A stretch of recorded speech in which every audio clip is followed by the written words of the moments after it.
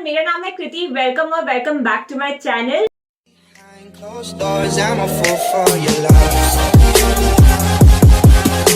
आज हम डिस्कस करने वाले हैं पार्ट 3 ऑफ यूजीसी नेट 2019 दिसंबर पेपर। इसमें हमारे 3 सब्जेक्ट्स रह गए थे जिसके अंदर जो जो क्वेश्चंस आए थे और उसको आज हम डिस्कस करेंगे। ये 3 सब्जेक्ट्स होने वाले हैं एनवायरमेंट लॉ, आईपीआर और लास्ट में होने वाला है सिस्टम ऑफ गवर्नेंस। तो लेट्स स्टार्ट द वीडियो। तो अब हम स्टार्ट करते हैं environment and human rights laws. इसमें हमारे 10 क्वेश्चंस आए थे 2019 के यूजीसी नेट लॉ के पेपर में। सबसे फर्स्ट जो क्वेश्चन आया था वो था एक क्रोनोलॉजिकल ऑर्डर में अरेंज करने से रिलेटेड, जिसमें 4 नोटिफिकेशंस दिए गए थे जो एनवायरनमेंट प्रोटेक्शन एक्ट के अंदर निकाले गए थे अलग अलग ईयर्स में, और हमें वो नोटिफिकेशन वाइज कौन से ईयर में निकला था उसके हिसाब से अरेंज करना था। तो इसका सही आंसर है ऑप्शन नंबर 1। सबसे पहले कोस्टल रेगुलेशन जोन की नोटिफिकेशन आया था, फिर एनवायरमेंटल ऑडिटिंग, फिर एनवायरमेंटल इम्पैक्ट असेसमेंट और फिर dumping and disposal of fly ash. Next question है कि हमें 4 एक्ट्स दे रखे हैं, उनको हमें क्रोनोलॉजिकल ऑर्डर में लगाना है। तो इसका आंसर है ऑप्शन नंबर 3 जो कि है BDCA, मतलब कि इमोरल ट्रैफिक एक्ट जो कि 1956 में आया था। उसके बाद आया था मटर्निटी बेनिफिट एक्ट जो कि 1961 में आया था। फिर आया था medical termination of pregnancy act जो कि 1971 में आया था। और फिर लास्ट में आया था इक्वल रेन्यूमरेशन एक्ट जो कि 1976 में आया था। नेक्स्ट क्वेश्चन है जिसमें हमने मैच करने हैं केसेस, वो किससे रिलेटेड हैं, और इसका आंसर है ऑप्शन नंबर 3। मतलब कि फर्स्ट का Hussainara Khatoon versus state of Bihar speedy trial से रिलेटेड है। Murli S Deora versus Union of India ban on smoking in public places से रिलेटेड है। Laxmikant Pandey versus Union of India child welfare से रिलेटेड है। और सुनील बत्रा वर्सेस दिल्ली एडमिनिस्ट्रेशन, तो सबको पता ही है कि वो protection against inhuman treatment in jail से रिलेटेड है।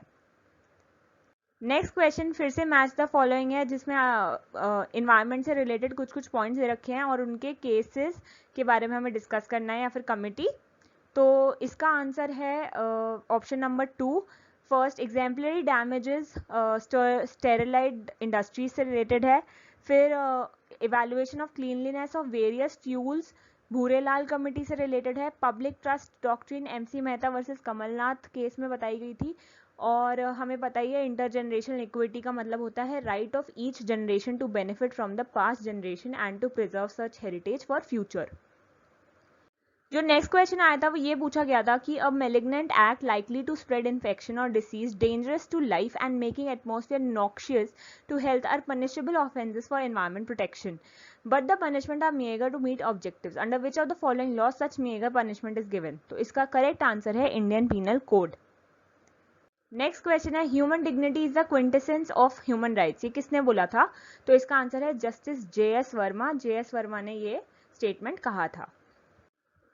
नेक्स्ट है right to education act seeks to provide free and compulsory education to all children between 6 and 14 years, but a modification in Child Labor Act formalizes employment of children between 0 and 14 years in the family enterprises.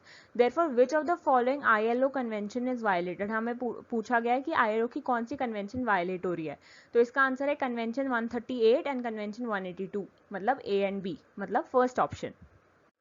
Next question है concept of universalism किस पे based है? तो देखिए एक चीज हमेशा याद रखिए, यूनिवर्सलिज्म और कल्चरल रिलेटिविज्म के बीच में डिबेट चलती है, वो दोनों एक दूसरे के अपोजिट हैं। तो यूनिवर्सलिज्म जिस कंसेप्ट पे बेस्ड है वो है natural theory, theory of rationalism और थ्योरी ऑफ पॉजिटिविज्म, मतलब कि answer option 2 A, B and C। फिर है preamble of the NGT act 2010 does not mention, किसके बारे में मेंशन नहीं करता है? तो इसका सही आंसर है जोहान्सबर्ग कॉन्फ्रेंस, उसके बारे में NGT का प्रियम्बल बात नहीं करता। हमारा जो लास्ट क्वेश्चन है वो फिर से अरेंजमेंट ऑफ एक्ट्स है कि कौन सा एक्ट सबसे पहले आया था, उसके हिसाब से हमें अरेंज करना है सिंस 1955। तो इसका सही आंसर है option number 2, protection of civil rights act सबसे पहले आया था और उसके बाद immoral trafficking act, bonded labour system act और चाइल्ड लेबर एक्ट। तो इसका ऑप्शन है 2। तो ये हमारे 10 क्वेश्चंस होते हैं जो कि एनवायरनमेंट से आए थे। तो अब हम बात करते हैं IPR एंड IT लॉ की। इसमें जो है हमारे 7 क्वेश्चंस आए थे 2019 में। फर्स्ट क्वेश्चन आया था कॉपीराइट एक्ट के अंदर जो प्रोविजंस दे रखे हैं वो हमको बताने थे कि कौन से प्रोविजन सही बताए हुए हैं। तो इस वाले क्वेश्चन का आंसर है option number 4, that is A and B। तो सेक्शन 52B में प्रोविजंस हैं अकाउंट्स और ऑडिट के, और सेक्शन 53A में जो प्रोविजन है वो है resale share rights in original copies. Next आता है, हमें ट्रेडमार्क एक्ट 1999 के प्रोविजंस को क्रोनोलॉजिकल ऑर्डर में लगाना है। तो इसका आंसर है option number 3, that is A, D and C, B। तो सबसे पहले है classification of goods and services, फिर है absolute grounds for refusal of registration, फिर है लिमिटेशन एज टू कलर, और लास्ट में है regulation in case of honest concurrent use. फिर है सेक्शन 9 ऑफ GIG एक्ट में क्या दे रखा है, तो इसका आंसर है option 1, prohibition of registration of certain geographical indications. Next question आता है सेक्शन 49 ऑफ IT एक्ट में क्या दे रखा है, तो इसका आंसर है composition of cyber appellate tribunal. तो इसका आंसर है ऑप्शन नंबर 3। फिर नेक्स्ट हमारा जो क्वेश्चन है वो है मैच द फॉलोइंग की कौन से सेक्शन में क्या दे रखा है, तो इसका आंसर है ऑप्शन नंबर 1। सेक्शन 2O में दे रखा है meaning of literary work, section 38 में दे रखा है परफॉर्मर राइट, सेक्शन 37 में दे रखा है ब्रॉडकास्ट रिप्रोडक्शन राइट, और सेक्शन 2XX में दे रखा है मीनिंग ऑफ साउंड रिकॉर्डिंग। फिर जो हमारा नेक्स्ट क्वेश्चन है वो है सेक्शन 3(1) ऑफ ट्रेडमार्क्स एक्ट 1999 किससे डील करता है, तो इसका आंसर है appointment of registrar of trademarks.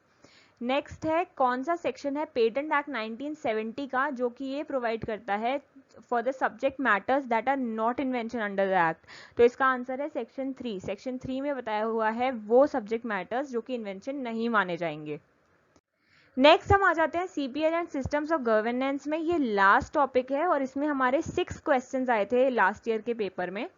सबसे पहला क्वेश्चन है, सुप्रीम कोर्ट और the High Court an exercise of the power of judicial review can declare a law pass by the parliament और state legislature as invalid on the grounds of, किस grounds पे judicial review के अंदर Supreme Court या High Court laws को declare कर सकता है इनवैलिड, तो इसका आंसर है option number 2, A and B only.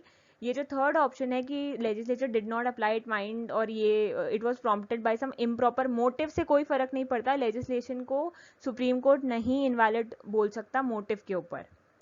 Next question आता है ओम्बड्समैन से रिलेटेड। ओम्बड्समैन काफी इंपॉर्टेंट टॉपिक है इसमें, और इसमें हमें क्रोनोलॉजिकल ऑर्डर में लगाना है कंट्रीज के नाम। तो इसका ऑप्शन है ऑप्शन नंबर 2। सबसे पहले स्वीडन में आया था ओम्बड्समैन का ऑफिस, फिर है फिनलैंड, और फिर है न्यूजीलैंड, और लास्ट में आता है यूनाइटेड किंगडम। नेक्स्ट हमारा क्वेश्चन है फेडरेशन इन USA के एसेंशियल कैरेक्टरिस्टिक्स क्या है, supremacy of constitution, that is correct, distribution of powers amongst the various organs of federation and of regional units, very correct, judicial review और enforcement of that supreme constitution as law, ये भी सही है, rule of law गलत है, rule of law essential characteristic नहीं है इन USA। Then in the British Constitution there is no such thing as the absolute separation of legislative, executive and judicial powers. In practice it is inevitable that they overlap. In the Constitution of France and USA, attempts to keep the organs of the government rigidly apart have been made but have been proved unsuccessful. This position of doctrine of separation of powers has been summed up by, किसने sum up किया है इस position को, तो इसका answer है Donoughmore committee. Next हमारा question आता है which of the following could be considered to be advantage of legislation over president, तो इसका आंसर है ऑप्शन नंबर 3। चारों के चारों रीजंस हैं जो कि एडवांटेज देते हैं लेजिस्लेशन को प्रेसिडेंट के ऊपर। फिर आता है हमारा लास्ट क्वेश्चन जो कि है which of the following factors are responsible for judicial activism क्यों है इंडिया में, तो इसका आंसर भी चारों ऑप्शंस हैं, all four ABCD are the reasons responsible for judicial activism in India, जिसमें है denial of court access to the poor, maladministration, increasing social problems और gross violation of human rights. So ये था आज का video. अब हमारा 2019 दिसंबर UGC नेट का लॉ का पेपर कंप्लीट हो चुका है, तो आप देख सकते हैं कि जो बेयर एक्ट्स हैं वो कितना ज़्यादा इंपॉर्टेंट है और केस लॉज बहुत ज़्यादा इंपॉर्टेंट है। तो जो थ्योरी है उसमें जब आप पढ़ें तो सेक्शंस पे ध्यान दें, कौन सा एक्ट कब पास हुआ था वो चीज़ भी पढ़िए, and I am sure you will clear this paper. So best of luck for your exam, and I hope you like this video. If you like this video, please like the video and subscribe to my channel. Thank you so much. See you in the next class.